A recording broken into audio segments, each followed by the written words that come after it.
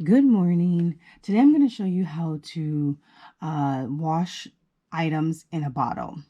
This is when you don't have a complete load to use your washer or you don't have the time to make a trip to the laundromat.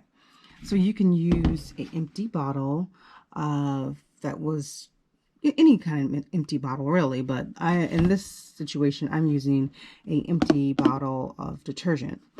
So I'm just going to remove the cap and I'm going to insert the items into the bottle.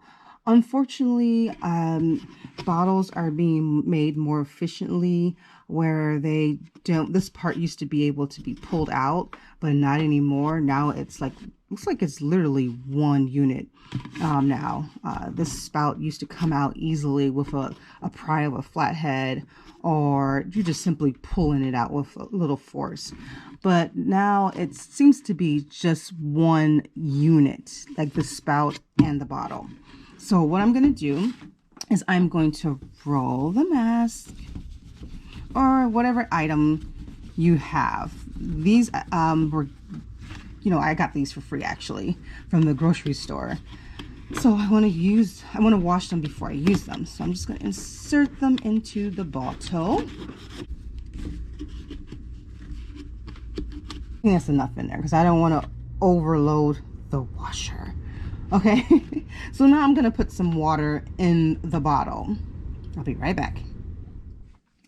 All right, so I filled my bottle about halfway or 3/4 of the way with water. And I already began the agitation process, and this is going to mimic what happens when you put your clothing in the washer. The drum that's inside of the washer, it's rotating, or I don't know, kind of like it doesn't rotate all the way, but it I guess it swings. It just turns halfway, and it causes the water and the items in the drum to go from one side of the drum to the next. And they have these little dividers which causes further agitation because the clothing and the water is hitting against these little dividers or these little paddles that are inside of the drum. For older, yeah, I guess for all machines, seems like the older ones have bigger ones, but the newer versions have smaller. So anywho, so I'm just going to shake my bottle. And you want to shake this pretty well. You want to create enough agitation where it's going to properly wash your clothing. I'll come back. I had to actually pour out some water because I put too much soap in my bottle and it wasn't allowing me to make, to shake it and cause that proper agitation. So as you can see, you want it to sound kind of like what you hear when your washer is agitating the clothing. And if you feel like you put too much in there or your item is too big, you will definitely need a bigger bottle or remove the extra clothing. And the same thing goes if you put too much soap. The bubbles will take up room and it will not allow for you to properly shake the bottle or have the item to toss from one end to the next. And you want your item to hit both sides of your bottle because that is what's key into properly washing.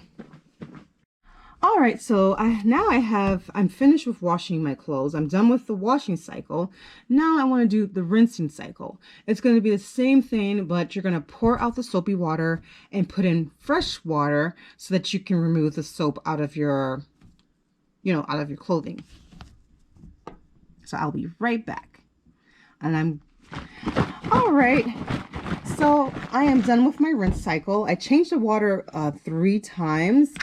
There's still a little soap, but I put so much soap in there.